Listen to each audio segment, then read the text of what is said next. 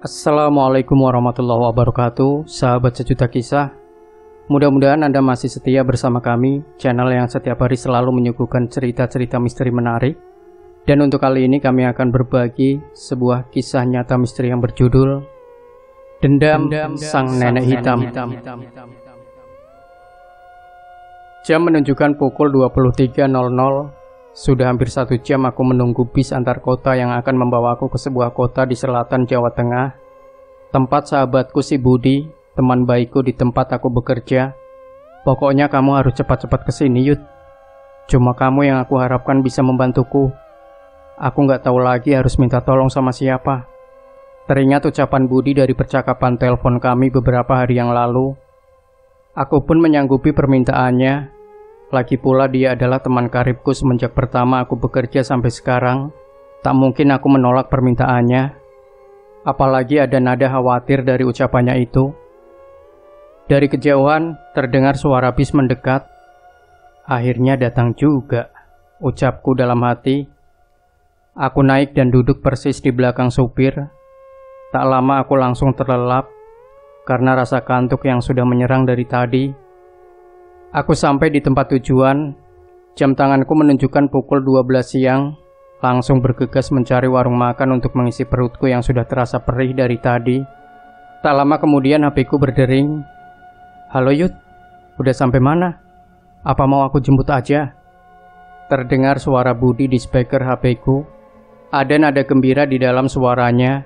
Sepertinya sangat senang dengan kedatanganku. Gak usah Bud, lagian udah deket kok. Aku memang sudah beberapa kali diajak Budi ke kampungnya. Karena setiap libur akhir tahun, aku nggak tahu harus pergi kemana. Jadi dia beberapa kali mengajakku ke sini. Aku melanjutkan langkahku, menyusuri jalan kampung yang becek. Sepertinya habis hujan di sini. Desa ini nggak terlalu banyak berubah. Suasana yang asri, sejuk, dihiasi pepohonan hijau dan persawahan yang tertata rapi. Assalamualaikum, ucapku sambil mengetuk pintu sebuah rumah. Waalaikumsalam, jawab orang di dalam rumah. Pintu terbuka. Alhamdulillah, kamu sampai juga Yud. Pak, ini loh, Yuda sudah sampai, teriak Budi memanggil bapaknya. Wah, Nak Yuda, apa kabar? Bagaimana perjalanannya? Tanya bapaknya Budi sambil senyum.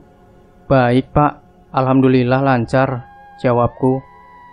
Ayo diminum dulu, ujar Budi yang datang membawa teh manis hangat dan cemilan dari dalam dapur. Kami berbincang sebentar sambil aku menikmati suguhan yang ada di meja. Tiba-tiba, bruh, suara benda keras dari dalam kamar yang ada di ujung ruang tamu. Kami bertiga saling pandang dan bergegas menuju asal suara. Pintu kamar dibuka, langsung tercium aroma tak mengenakan. Bau pesing, makanan busuk dan amis bercampur jadi satu dari dalam ruang yang pengap tanpa cahaya. Terlihat sudut kamar yang gelap, sesosok perempuan muda berpakaian kotor dan lusuh, rambut acak-acakan, menatapku dengan pandangan melotot, seperti tak suka dengan kehadiranku. Beginilah Nak Yuda, keadaan Yanti sekarang, ujar bapaknya Budi pelan. Ada nada sedih dari ucapannya. Semakin lama semakin parah Yud. Tadinya masih mau makan, ganti pakaian. Sekarang sudah tak terkendali. Sering ngamuk-ngamuk gak karuan, kata Budi coba menjelaskan. Sejak kapan adikmu begini Bud? Tanya aku kepada Budi. Ya, kira-kira sejak 3 hari yang lalu. Makanya waktu itu aku buru-buru telepon kamu. Soalnya tiba-tiba saja dia ngamuk-ngamuk sambil mencoba melukai dirinya sendiri. Makanya tangannya aku ikat. Takut kenapa-napa. Takut kenapa-kenapa, jawab Budi. Diriku merasakan sesuatu aneh di kamar ini. Ada aura jahat yang memenuhi ruang. Aku coba memandangi seluruh kamar yang gelap, sambil menajamkan mata batinku. Tiba-tiba saja, samar kulihat sosok makhluk di sudut ruangan, persis di samping kanan Yanti. Makin lama makin jelas, sesosok makhluk tinggi besar dengan bulu hitam yang sangat lebat di sekujur tubuhnya. Matanya sangat besar, berwarna merah menyala, dengan sepasang tanduk kecil di kepalanya. Lidahnya menjulur panjang keluar, meneteskan air liur di antara giginya yang bertaring. Gendruwo. Gendruwo. Tapi yang ini beda. Dia memiliki aura jahat yang sangat kuat, berkali-kali lipat dari gendruwo lain yang sudah sering aku lihat sebelum-sebelumnya. Batinku berucap, "Bapak sama Budi lebih baik tunggu di luar saja, biar saya masuk sendiri ke kamar. Tolong siapkan segelas air putih," ucapku pada Budi dan bapaknya. Budi membawakan apa yang kuminta. "Tutup pintu kamar, jangan masuk sebelum aku suruh," pintaku kepada mereka. Aku menatap tajam ke arah makhluk itu. Pintu kamar kututup. Tak lama kemudian kurasakan kehadiran makhluk lain. Ternyata genderuwo itu tak sendiri. Tiba-tiba muncul seekor ular hitam melingkar dekat meja samping tempat tidur. Pantas saja dari tadi kucium ada aroma amis khas ular. Ternyata ini dia sumbernya. Kubacakan ayat suci Al-Quran, lalu kutiupkan ke dalam gelas air putih. Tak lama langsung kusemburkan ke arah Yanti. Yanti menjerit keras. Genderuwo itu langsung mencoba menyerangku, tapi aku sudah siap dari tadi. Sambil terus melafalkan ayat suci dalam hati, aku menghindar sambil menghantamkan tangan kiriku ke arah genderuwo itu. Tapi ternyata pukulanku tak mampu menyentuhnya. Makhluk itu menyeringai sambil menjulurkan kedua tangan berbulunya. Kuku-kukunya yang tajam mencoba mencengkram leherku. Aku tak tinggal diam, kuhantamkan tangan kananku yang tadi sudah kuisi dengan mantra ilmu pemusnah. Makhluk itu menjerit. Serangannya makin ganas. Kuhantamkan sekali lagi tangan kananku. Makhluk itu terpental ke dinding dan tiba-tiba menghilang. Sekarang ular itu, aku bersiap-siap untuk mengusir ular jadi-jadian itu. Tapi belum apa-apa, ular itu sudah menjauhiku dan lenyap tak berbekas. Rupanya ular itu paham dia sedang berhadapan dengan siapa, ucapku dalam hati. Akhirnya kulanjutkan konsentrasi kepada Yanti. Kusemburkan kembali air putih ke tubuhnya, kaki, tangan, dan kepalanya. Yanti menjerit keras meronta-ronta. Perlahan ada asap hitam tipis keluar dari atas kepalanya, lalu Yanti terkulai lemas. Kudekati Yanti yang pingsan, kubuka ikatan kain di tangannya, lalu kuusapkan sisa air putih ke sekujur tubuhnya. "Alhamdulillah, selesai," ujarku dalam hati. Kupanggil Budi dan bapaknya masuk ke dalam kamar. Mereka terkejut melihat Yanti yang pingsan. "Tak apa-apa, sudah aman. Nanti kalau sudah siuman, cepat mandikan dia dan beri makan. Insya Allah Yanti sudah tak bakal ngamuk lagi," ucapku pada Budi dan ayahnya. Malam itu udara mulai terasa dingin. Aku selesai mandi, langsung sholat Isya. Lanjut berkumpul dengan Budi dan bapaknya di ruang tamu. "Sebenarnya Yanti kenapa, Nak Yuda?" Bapak Budi bertanya padaku. Budi juga serius menunggu jawaban dariku. "Maaf sebelumnya saya mau tanya, apa Yanti pernah cerita kalau dia punya musuh atau siapapun yang tidak suka padanya?" Tanya aku pada bapak dan anak itu. "Setahu saya sih tidak ya. Malah Yanti itu termasuk anak yang ramah, periang. Banyak sekali temannya, baik yang perempuan maupun laki-laki," ujar bapaknya Budi. "Terutama yang laki-laki, Yud. Soalnya kan adikku ini termasuk yang paling cantik di kampung ini. Ya wajar kalau banyak pemuda yang coba cari perhatian sama dia," Budi menambahkan. "Memangnya kenapa? Kok kamu nanya begitu?" sambung Budi penasaran. "Jadi begini," ucapku perlahan. "Tadi di kamar ada beberapa makhluk yang mengganggu dia selama ini. Menurutku mereka itu kiriman dari seseorang." Budi dan bapaknya terperanjat kaget. Wajah mereka seperti orang bingung sambil berpandangan satu sama lain. "Serius, Yud? Jangan bercanda kamu." Budi masih tak percaya. "Iya, tadi di kamar ada genderuwo dan ular hitam. Menurut batinku, mereka adalah makhluk suruhan yang sengaja dikirim untuk mengganggu adikmu. Aku coba menjelaskan. Budi dan bapaknya masih saling berpandangan, seolah masih tak percaya dengan apa yang barusan aku katakan. Lalu bagaimana? Apa Yanti sudah aman? Makhluk-makhluk tadi apakah sudah benar-benar hilang atau bakal kembali lagi? Tanya bapaknya Budi bertubi-tubi kepadaku. Yanti baik-baik saja, Pak. Untuk malam ini dan seterusnya, dia jangan tidur di kamar itu dulu. Biar aman, sebaiknya dia dipindah saja. Pintaku pada bapaknya Budi. Soalnya malam ini saya mau tirakat di kamar itu. Pokoknya biar masalah ini cepat selesai. Sambungku lagi. Baiklah Nak Yuda, biar Yanti tidur di kamar bapak saja di depan sini. Nanti bapak bisa tidur di ruang tamu atau di kamar Budi. Jawab bapaknya Budi. Iya Yud, tapi memang kamu mau apa di kamar Yanti? Apa nggak sebaiknya malam ini kamu istirahat? Soalnya dari tadi siang sampai barusan, kamu langsung sibuk begitu. Apa kamu nggak capek? Tanya si Budi kepadaku. Ah, nggak apa Bud, malah aku makin semangat campur penasaran. Soalnya Yanti sudah aku anggap adik sendiri. Aku nggak rela ada orang berbuat sejahat itu kepadanya. Aku coba menjelaskan pada Budi. Ya sudah kalau itu mau kamu. Kira-kira ada yang bisa aku bantu? Aku nggak enak, cuma kamu saja yang sibuk dari tadi, ujar Budi. Nggak usah Bud, biar aku saja. Aku cuma minta sama kamu dan bapak, jangan lengah awasi Yanti. Memang dia tadi sudah kupagari dengan mantra pelindung, tapi buat jaga-jaga, sebaiknya jangan sampai lengah. Pintaku pada keduanya. Siap Yud, kamu gak usah khawatir, biar Yanti aku yang jaga.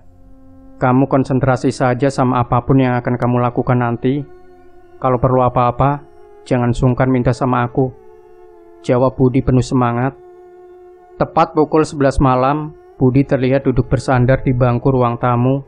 Sebatang rokok perlahan dihisapnya, sambil matanya tetap mengawasi ke arah kamar bapaknya, di mana Yanti tidur sekarang.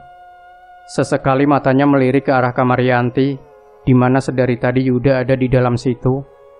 Dirinya bertanya-tanya, apa yang dilakukan sahabatnya itu di dalam sana. Suasananya terasa sunyi. Perlahan pikirannya kembali pada saat pertama kali dia dan Yuda bertemu di pabrik tempat mereka bekerja. Budi, sambil menjulurkan tangannya menjabat tangan Yuda, baru masuk sini juga. Tanya Budi kepada Yuda. Iya Mas Budi, baru hari ini saya mulai kerja. Jawab Yuda. Ah, jangan panggil Mas, kayaknya kita sepantaran deh. Panggil Budi saja, ucap Budi sambil tersenyum. Sejak saat itu mereka langsung akrab. Kebetulan mereka ada di divisi yang sama. Masih terbayang jelas dalam ingatannya ketika hari itu tiba-tiba saja banyak karyawan wanita maupun pria yang menjerit-jerit tak karuan. Suasana begitu panik dan mencekam saat itu. Manajer pabrik dan beberapa security bingung dan saling berpandangan melihat kejadian yang ada di depan mereka. Gimana ini Pak Yanto? Kayaknya karyawan-karyawan ini tingkahnya seperti orang kesurupan, Pak. Ucap Heru sang kepala security kepada Pak Yanto, manajer pabrik. Iya Pak Heru, kok bisa ya? Apa kita harus cari orang pintar untuk menyadarkan mereka ini? Pak Heru ada kenalan yang bisa diminta tolong? Tanya Pak Yanto. Wah, saya nggak paham yang begituan Pak. Tapi coba saya tanya anak buah saya dulu. Siapa tahu mereka bisa bantu. Jawab Pak Heru. Tiba-tiba Yuda menghampiri Pak Yanto. Maaf Pak, kalau boleh mungkin saya bisa coba bantu. Sepertinya kawan-kawan ini memang kesurupan Pak. Tapi biar coba saya lihat dulu, kalau Bapak mengizinkan. Ucap Yuda dengan sopan kepada Pak Yanto sang manajer. Budi yang ada di sebelah Yuda terkejut. Emang kamu ngerti Yud? Jangan main-main loh, nanti bisa ikut kesurupan kamu. Ucap Budi pada Yuda. Soalnya bagi Budi, Yuda adalah orang yang pendiam, jarang bicara. Kesehariannya seperti orang biasa saja, tak ada yang istimewa. Ya namanya juga usaha Bud, gak ada salahnya bantu. Lagi pula kalau harus cari orang pintar dulu, itu makan waktu. Takut kawan-kawan yang kesurupan makin parah. Udah, kamu tenang aja, jawab Budi sambil tersenyum. Ya kalau memang kamu ngerti silakan saja. Tapi kalau kenapa-kenapa, saya nggak tanggung jawab loh, ucap Pak Yanto kepada Yuda. Insya Allah nggak akan ada apa-apa, Pak, jawab Yuda pelan sambil maju menghampiri karyawan-karyawan yang kesurupan. Tapi saya boleh minta air putih, Pak, di gelas saja, kalau bisa yang rada besar, pinta Yuda pada Pak Yanto. Pak Yanto menyuruh seorang security untuk mengambil apa yang Yuda minta. Perlahan Yuda melangkah mendekati orang-orang yang kesurupan sambil membawa segelas besar air putih di tangan kanannya. Mulutnya tampak komat kamit membacakan sesuatu, lalu meniupkan ke dalam gelas. Lalu secara terus-menerus, Yuda menyemburkan air putih yang ada di gelas satu persatu kepada orang yang kesurupan. Ajaib, orang yang disembur satu persatu langsung terkulai lemas. Sampai pada satu orang karyawan, satu-satunya yang disembur, tapi malah tertawa terbahak-bahak. Orang itu malah melotot ke arah Yuda sambil mengucapkan sesuatu yang tidak jelas. Yuda terlihat tenang sambil mengarahkan tangannya memegang kepala orang itu. Orang itu meraung keras, meronta-ronta sambil tangannya mencengkram keras tangan Yuda yang ada di kepalanya. Perlahan gerakan dan suaranya mulai pelan, berangsur-angsur orang itu menjadi lemas dan akhirnya pingsan. Yuda menghela nafas, lalu tersenyum sambil mengucap, "Alhamdulillah, selesai." Lalu dia berbalik melangkah ke arah Pak Yanto, Pak Heru dan Budi yang masih nampak bengong tak percaya. "Sudah, Pak, nanti kalau mereka sudah sadar dan sudah kuat jalan, mereka boleh pulang. Sudah aman," ucap Yuda pada Pak Yanto yang masih melongo. Sejak hari itu, Yuda terkenal seantero pabrik, bahkan sampai ke lingkungan luar pabrik dan sekitarnya. Ya, Yuda si dukun sakti. "Kamu gak tidur, Bud?" Suara bapak membuyarkan lamunan Budi. "Oh, belum ngantuk, Pak. Lagi pula pesan Yuda, kita kan harus terus jaga Yanti," jawab Budi pada bapaknya. "Iya, gak apa-apa. Biar bapak yang tunggu di sini. Kamu tidur di kamarmu saja sana," pinta bapak Budi. "Ah, bapak saja yang tidur. Aku sambil jaga-jaga kalau si Yuda membutuhkan sesuatu," ujar Budi. Memang dari tadi Yuda belum keluar dari kamar itu. "Kok kayaknya sepi-sepi aja di dalam situ?" kata bapak Budi sambil menunjuk kamar di mana Yuda ada di dalam. "Iya, Pak, dia belum keluar dari tadi. Bilangnya sih mau tirakat. Atau malah jangan-jangan dia ketiduran di dalam," ucap Budi bingung. "Ya sudah, biar saja. Toh memang dari tadi dia belum istirahat," jawab bapak coba menenangkan. Sementara itu di dalam kamar, mataku terpejam, kuatur nafas secara perlahan sambil duduk bersila. Sudah hampir 1 jam lebih aku tirakat mengeningkan cipta, mohon petunjuk pada Yang Maha Kuasa. Namun perlahan mulai muncul bentuk sebuah rumah kayu dengan halaman yang luas, namun tidak terawat. Ku coba memusatkan pikiran, menajamkan mata batinku. Sampai akhirnya aku melihat seorang nenek-nenek kurus, berpakaian kebaya hitam, duduk di depan dupa yang mengepulkan asap. Ternyata di sekeliling nenek itu banyak makhluk-makhluk yang berbentuk aneh. Bahkan sampai ada yang bertebaran di sekitar rumah itu. Ada yang hinggap di atas pohon-pohon, atap rumah, dan banyak lagi. Dan berdiri di belakang nenek itu, sosok genderuwo berbadan besar, berbulu lebat di seluruh tubuhnya, dengan sepasang tanduk di kepala, dan lidah yang menjulur di antara giginya yang bertaring. Genderuwo yang tadi siang ada di kamar Yanti," aku mengucap dalam hati. Tiba-tiba saja nenek itu mendelik marah sambil berucap, "Hei, bocah sialan, berani sekali sukmamu datang ke tempatku ini. Mau cari mati kamu?"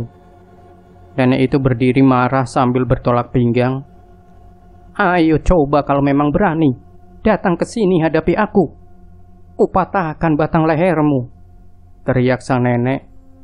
Aku hanya tersenyum, rupanya dia sadar akan kehadiran sukmaku. Batinku berucap, aku tak menggubris tantangannya. Tujuanku meraga sukma memang hanya ingin memastikan siapa yang mengirim makhluk-makhluk yang mengganggu Yanti. Perlahan aku tarik dan kembalikan sukmaku meninggalkan tempat itu. Aku membuka mata, dalam hati aku berucap, "Kau tunggu saja kedatanganku, nenek busuk." Akan kubuat perhitungan denganmu. Akan kuhentikan semua perbuatanmu yang mencoba mencelakai Yanti. Tunggu saja. Janjiku dalam hati. Hari sudah pagi, sinar hangat mentari masuk di sela-sela jendela kamar. Aku bangun dari tidurku, mataku masih terasa berat. Semalam aku tirakat sampai menjelang subuh. Selesai sholat, ku coba tidur sebentar. Aku keluar dari kamar. Kulihat Budi sahabatku tertidur di kursi ruang tamu. Aku melangkah menuju kamar depan di mana Yanti berada. Di dalam kamar, terlihat Yanti yang tertidur pulas. Kondisinya sudah berangsur normal. Sepertinya Yanti sudah mandi dan berpakaian bersih. Tidak seperti kemarin saat kondisinya masih kacau. Alhamdulillah. Mudah-mudahan Yanti cepat sehat kembali, ucapku dalam hati. Loh, sudah bangun Nak Yuda? Suara Bapak Budi mengagetkanku. Iya Pak, baru saja. Ini habis lihat kondisi Yanti. Sepertinya dia sudah mulai normal, jawabku perlahan. Iya Nak, barusan dia panggil-panggil Bapak dari dalam kamar. Bapak tadi tidur di ruang tamu sama Budi. Bapak mau kasih tahu kamu, tapi tadi Bapak intip Nak Yuda sedang tidur pulas. Nampak lelah sekali. Bapak Budi menjelaskan, Yanti sudah sadar Nak Yuda, malah terus langsung mandi, lalu minta makan. Bapak senang banget dia bisa kembali seperti itu, ucap Bapak Budi dengan nada bahagia. Terus, rencana Nak Yuda selanjutnya apa? Tanya Bapak Budi penasaran. Sebenarnya ada beberapa hal yang harus saya lakukan agar kedepannya semua bisa kembali hidup tenang tanpa gangguan lagi. Aku coba menjelaskan pada Bapak Budi. Bapak Budi mengangguk-angguk lalu berkata, saya percayakan semuanya pada Nak Yuda saja. Semoga kita semua selalu dilindungi Allah Subhanahu wa Ta'ala. Pagi itu kami bertiga sarapan bersama. Budi yang tampak sangat gembira mengetahui adiknya sudah kembali normal. Sambil aku menjelaskan bahwa hari ini aku akan pergi ke tempat nenek iblis itu. Budi nampak semangat. Dia memaksa untuk ikut. Pokoknya aku ikut Yud. Dari kemarin kamu selalu melarang aku untuk membantumu. Aku gak bisa diam saja serasa tak berguna, paksa Budi kepadaku. Oke, akhirnya aku mengalah. Tapi kamu harus patuh dan dengar semua omonganku. Aku gak mau kamu celaka, pintaku pada Budi. Selepas maghrib aku dan Budi pamit. Hati-hati, jaga diri kalian baik-baik. Semoga Allah Subhanahu wa Ta'ala selalu melindungi kalian. Bapak titip Budi Nak Yuda. Dan kamu Bud, jangan sok tahu atau macem-macem. Ikuti saja apa yang Yuda suruh, ucap Bapak Budi kepada kami. Baik Pak, doakan kami berhasil dan bisa kembali dengan selamat, jawabku. Yowes Pak, tenang saja. Aku yakin kok sama kemampuannya Yuda, si dukun sakti, kata Budi sambil mengacungkan jempolnya. Aku cuma bisa senyum-senyum mendengar jawaban Budi. Kami berjalan menuju keluar desa, menyeberangi sungai kecil, lalu berjalan melalui hutan dengan lampu senter yang ada di tangan kami. Ini memang harus malam-malam begini ya Yud? Kenapa nggak dari tadi siang aja kita jalannya? Aneh kamu, tanya Budi sedikit kesal karena beberapa kali dia tersandung akar pohon hutan. Mulai rewel. Tadi katanya mau nurut sama omonganku, ucapku sambil tersenyum mengejek. Ya terserah kamu lah Yud, lawang aku cuma manut, gak ngerti apa-apa, jawab Budi setengah ngambek. Tapi kok kamu bisa paham sih jalan hutan ini? Lawang aku saja yang lahir di daerah ini malah gak pernah sampai sini, tanya Budi heran. Aku cuma bisa tersenyum. Tak lama akhirnya kami sampai di depan sebuah rumah terpencil di tengah hutan. Rumah kayu dengan halaman luas tapi tak terawat, persis seperti yang kulihat tadi malam saat meraga sukma. Sekeliling tampak sangat gelap, tapi sepertinya ada cahaya lampu dari dalam rumah itu. Kita sudah sampai, ucapku pada Budi. Tempat siapa ini Yud? Kok bisa ada rumah di tengah hutan begini? Lagian kok kamu bisa tahu tempat ini sih? Gak ngerti aku, tanya Budi keheranan. Ini tempat sumber masalah yang menimpa Yanti selama ini. Semua berasal dari sini. Udah, kamu nurut aja. Gak usah banyak tanya. Jelasku kepada Budi. Tiba-tiba terdengar suara lantang dari dalam rumah. Hahaha, bocah-bocah monyet sok jago. Kalian cuma nganter nyawa ke sini. Budi ketakutan mendengar suara itu. Siapa itu, Yud? Kok dia bisa tahu ada kita di sini? Tanya Budi dengan wajah yang berubah pucat. Itu dia biang keladi yang bikin adikmu sengsara. Gimana? Kamu masih mau lanjut? Tanya aku pada Budi yang cuma diam sambil merapatkan tubuhnya padaku. Kamu tunggu di sini aja. Pokoknya apapun yang terjadi, kamu jangan panik. Percaya saja padaku. Ku coba tenangkan Budi yang nampak gelisah. Budi cuma bisa mengangguk, mulutnya serasa terkunci. Nyalinya ciut semenjak mendengar suara dari dalam rumah tadi. Hai nenek reot, sini keluar. Katanya mau patahkan batang leherku. Tunjukkan wujudmu. Gertaku membalas suara tadi. Kamu diam di sini, Bud. Selama kamu ada dalam lingkaran ini, kamu aman. Ucapku pada Budi sambil membuat lingkaran di sekelilingnya dengan telunjukku, sambil membacakan mantra ilmu pelindung raga. Terdengar suara pintu terbuka keras. Lalu saat bersamaan muncul sang nenek beserta semua makhluk-makhluk pengikutnya yang setia mendampinginya, dipimpin si genderuwo besar. Habisi mereka, perintah sang nenek kepada semua makhluk yang ada di situ. Dan secara bersamaan mereka menyerang dari segala penjuru. Kulihat Budi terkejut sambil ambil ancang-ancang untuk mundur. Diam di situ, Bud. Jangan sampai kamu keluar lingkaran. Mereka takkan bisa menyentuhmu. Teriakku yang membuat Budi jadi diam kaku dengan mata terpejam. Aku langsung ambil posisi siaga persis di depan Budi sambil kulafalkan mantra ilmu pelindung raga. Dan benar saja, setiap makhluk yang mendekat langsung hangus terbakar di hadapan kami, tak sanggup menembus pagar pelindung ragaku. Tapi aneh, setelah mereka terbakar habis, tak lama kemudian mereka kembali hidup utuh seperti sedia kala. Kenapa? Kau heran? Di sini ilmu murahanmu tak berguna sama sekali, ucap sang nenek dengan sombong.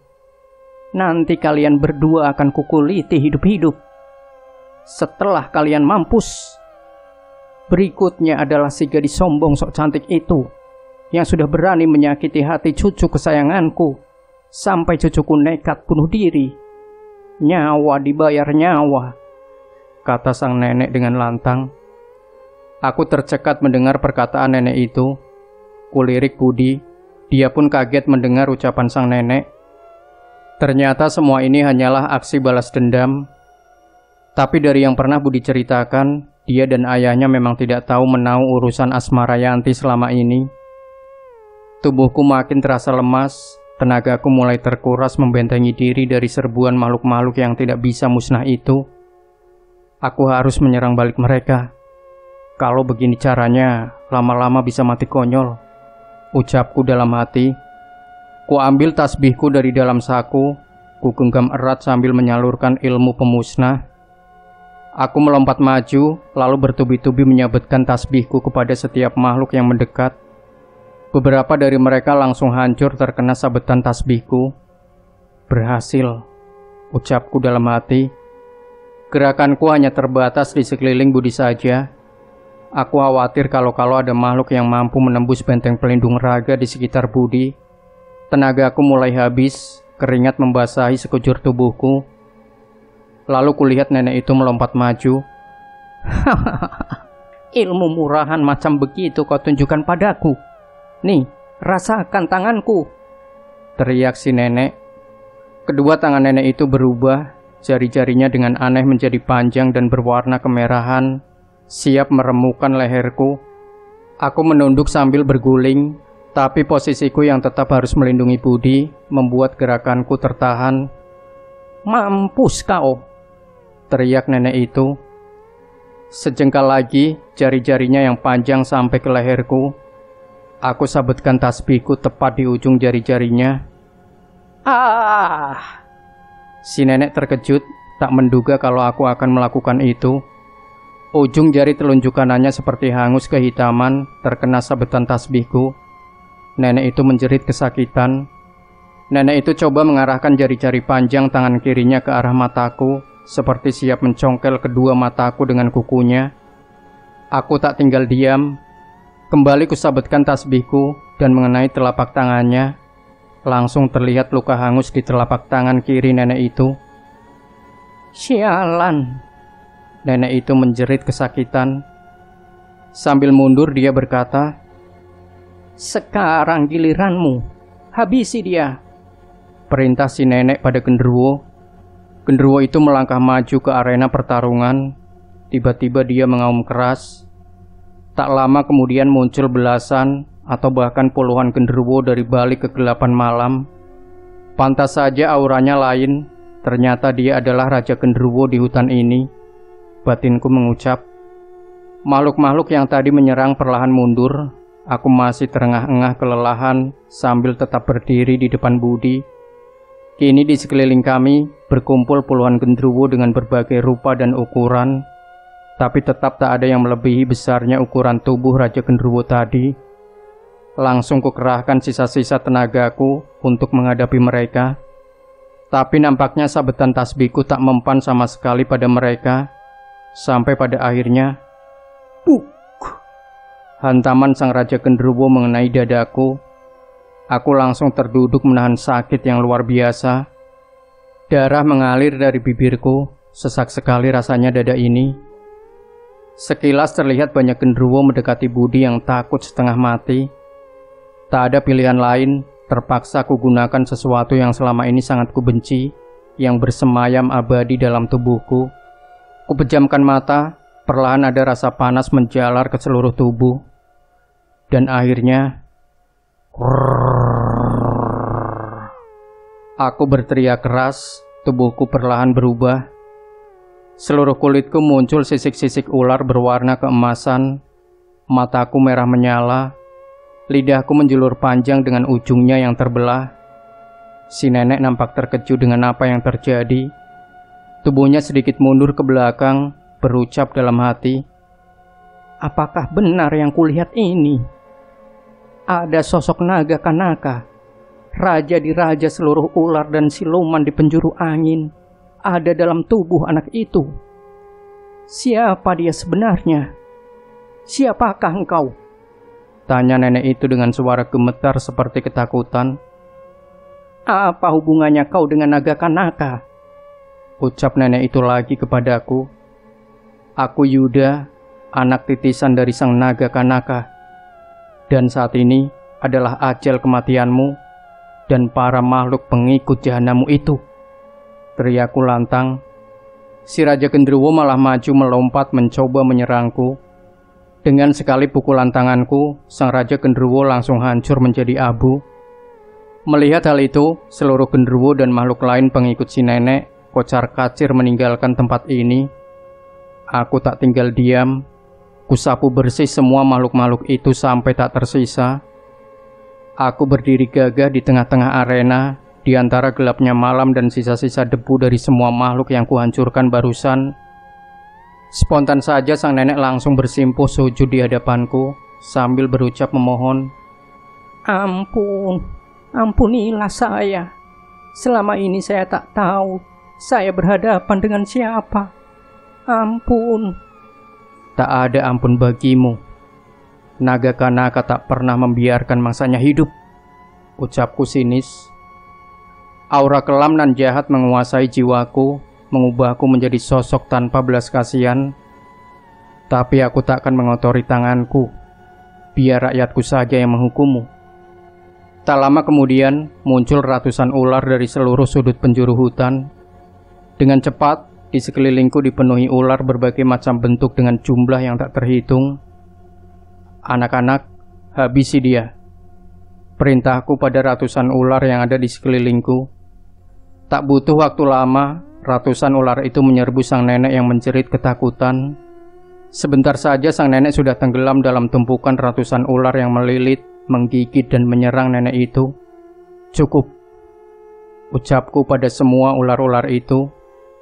Perlahan semua ular itu meninggalkan sang nenek yang sudah tak bernyawa. Tubuh nenek itu hancur terkoyak. Kulit tubuhnya hitam pekat akibat racun dari gigitan ular-ular itu. Wajahnya hancur tak berbentuk. Sekarang kalian semua boleh pergi. Perintahku pada ratusan ular itu. Tak lama binatang-binatang melata itu pergi meninggalkanku yang masih berdiri di halaman depan rumah si nenek. Ku ambil posisi duduk bersila, ku atur nafas, mencoba mengembalikan wujudku seperti semula. Tapi seperti yang sudah-sudah, pengaruh kekuatan naga kanaka sangat sulit untuk dihilangkan. Tapi aku paham bagaimana mengendalikannya. Perlahan sisik emas di sekujur tubuhku menghilang. Ada hawa dingin di sekitar pusarku, bertanda aku telah normal kembali. Aku berdiri dan menghampiri Budi yang nampak ketakutan melihat aku yang mendekat. Jangan sakiti saya. Ampun, saya ini temannya Yuda. Saya bukan musuh. Ucap Budi sambil perlahan ngesot-ngesot mundur. Terus saja kamu ngesot mundur gitu, Bud. Kalau bisa sampai rumah, biar pantatmu tipis sekalian. Ucapku sambil tersenyum. Yud, ini beneran Yuda ya? Budi masih mundur tak percaya. Apa mau aku panggilkan ular-ular itu buat nganter kamu pulang? Candaku sambil tertawa. Ngaco kamu. Tapi lega aku dengarnya, Yud. Sorry, soalnya kamu nyeremin banget tadi. Gila. Aku masih shock ini. Ucap Budi yang terlihat lebih tenang. Tapi itu tadi yang bersisik emas, beneran kamu, Yud? Kok bisa begitu? Kamu gak pernah cerita-cerita tentang hal itu? Budi bertanya kepadaku. Panjang ceritanya. Lain kali saja aku ceritakan. Sekarang kita pulang, perutku lapar banget. Jawabku sambil membantu Budi berdiri. Nanti dulu. Ucap Budi seperti enggan berdiri. Bud, kamu ngompol. Pesing banget ini. Aku terbahak-bahak.